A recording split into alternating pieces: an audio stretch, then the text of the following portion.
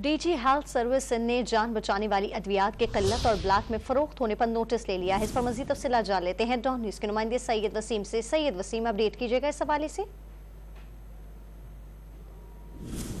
जी वसीम। माँ से जो मुख्तलिफ अद्वियात हैं, जिसमें बिलखुसूस जान बचाने वाली अद्वियात, जिसमें दिल के अमराज की जो अद्वियात हैं, इसके अलावा जो सरतान के जो कैंसर के मरीज हैं उनके लिए जो मुख्तलिफ अद्वियात हैं, उनकी किल्लत के ऊपर जो है वो नोटिस लिया गया है, क्योंकि ये मार्केटों से जो ब्लैक में फरोख्त भी इनकी इन अद्वियात की जारी है।